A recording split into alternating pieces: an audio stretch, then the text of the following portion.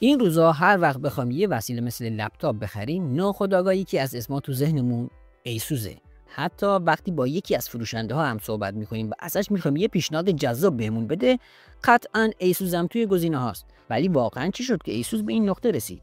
آیا این غول تکنولوژی اتفاقی به وجود اومده؟ پیشنهاد میکنم همراه ما وارد تاریخچه جذاب و شکلگیری این برند بشیم.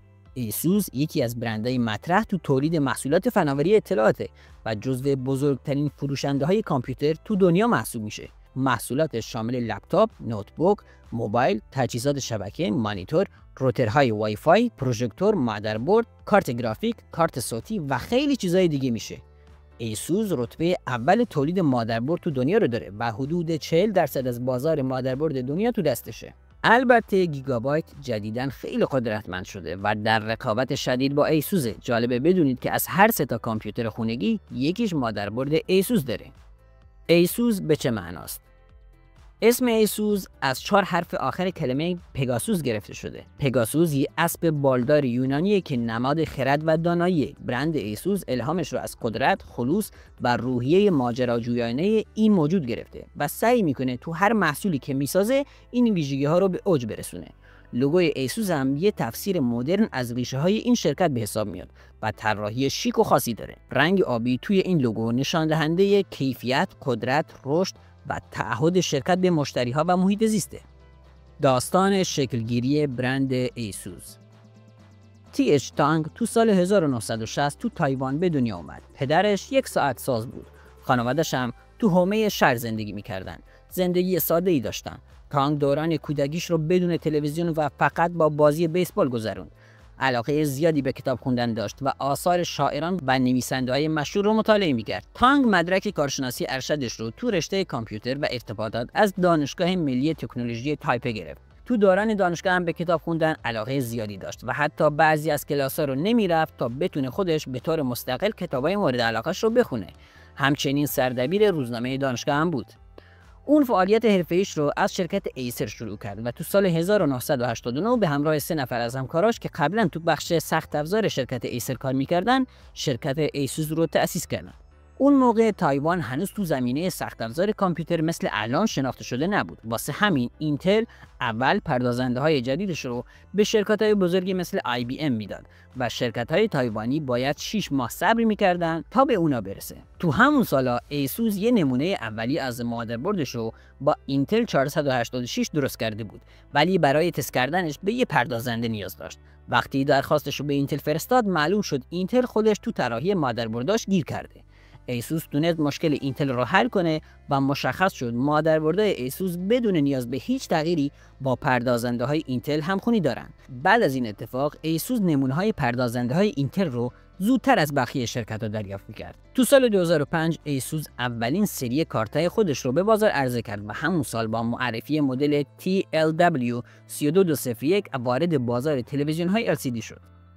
مادربردهای ایسوس.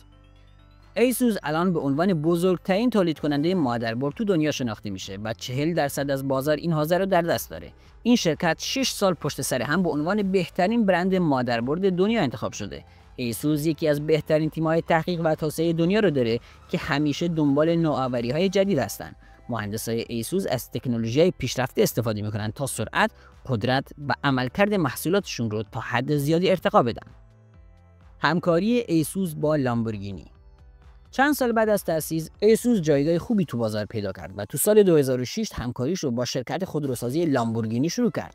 نتیجه این همکاری لپتاپ‌های سری VX بود که تحت لیسانس لامبورگینی ساخته شدند. تو طراحی مدل VX7SX از رنگ‌های مشکی و نارنجی معروف ماشین‌های لامبورگینی استفاده شده.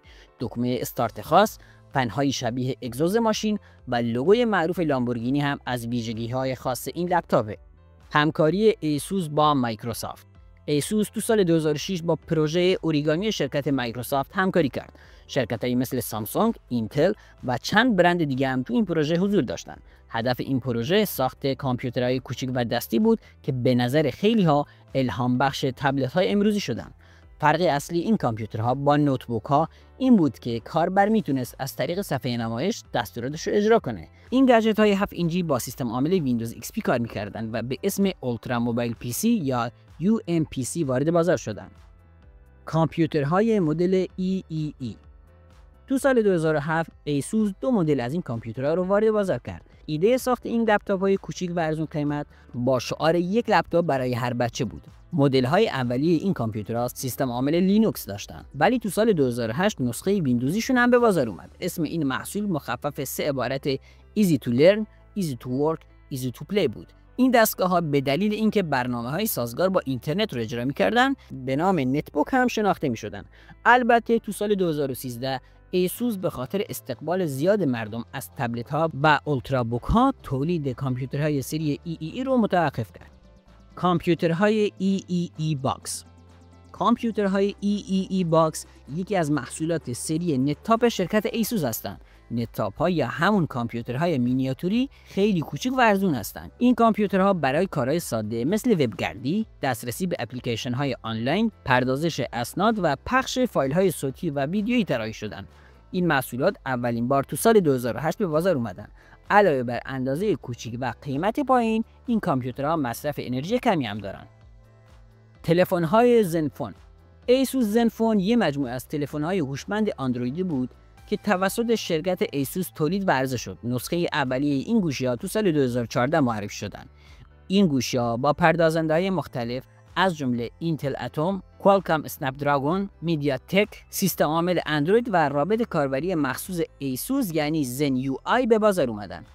تو ژانویه 2008 ایسوس یه تغییر بزرگ توی شرکتش داد و شرکت رو به 3 بخش تقسیم کرد. شرکت ایسوس که روی تولید کامپیوتر و قطعات الکترونیکی تمرکز داشت.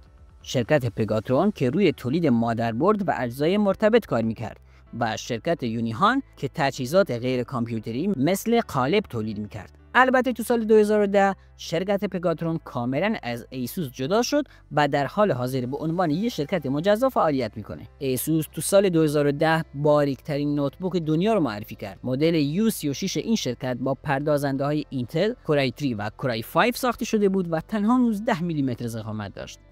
لپتاپ‌های زنبوک. لپتاپ‌های زنبوک خانواده‌ای از سری اولترابوکس هستند که به وسیله ایسوس ساخته شدند. اولین لپتاپ زنبوک تو سال 2011 وارد بازار شد. تو سال 2012 ایسوس مدل‌های جدیدی از این سری رو با سطح نمایش لمسی معرفی کرد. بیشتر این لپتاپ‌ها از پردازنده‌های کم ولتاژ قدرتمند اینتل استفاده می‌کنند. این لپتاپ‌های آلومینیومی براق با مدل‌هایی مثل اسپایر از دل، پاویلیون از HP و ایدیا پد از لنوو رقابت دارند. ایسوس سبز یا گرین ایسوس. شرکت ایسوس به ساختن آینده‌ای پایدار متحده. این شرکت تمام جنبه‌های کسب و کار خودش رو بر اساس رویکردهای دوستدار محیط زیست بنا کرده. ایسوس اولین مادربردهای بدون سرب و بدون هالوژن رو به بازار عرضه کرد و همچنین اولین مانیتور تمام HD بدون هالوژن دنیا رو معرفی کرد. این شرکت برای تکنولوژی سبزی که تو مانیتورهای LCD خودش به کار برده، از طرف مراسم انرژی استار مورد قدردانی قرار گرفته. امروزه محصولات ایسوس با هدف حفاظت از محیط زیست، کاهش مواد مضر و استفاده از مواد قابل بازیافت طراحی و تولید میشن. ایسوس تو این زمینه با 3 هدف اصلی فعالیت میکنه. طراحی سبز برای طراحی محصولاتی که قابلیت استفاده مجدد، بازیافت و جداسازی اجزا رو داشته باشن و مصرف انرژی رو کاهش بدن. تولید سبز برای استفاده از روش‌های جدید برای ساخت محصولاتی که بدون سرب و هالوژن هستند. خدمات و بازاریابی سبز که برای حمایت از برنامه‌های بازیافت و با استفاده از این مزایا برای پشتیبانی از سازمان‌های خیریه است. نقاط قوت و ضعف برند ایسوس. اولین نقطه قوت ایسوس قیمت مناسبشه. ایسوس قیمت‌های بهتری نسبت به رقبای خودش ارائه میده و تقریبا میشه گفت هیچ برندی امکاناتی مثل ایسوس رو با این قیمت مناسب به شما نمیده. البته تو ایران این موضوع به خاطر شرایط داخلی و تحریما بیشتر به چشم میخوره. یکی دیگه از نقاط قوت ایسوس طراحی زیبا و منحصر به فرد محصولاتشه که تقریبا میشه از دور تشخیص داد که یک محصول ایسوسه.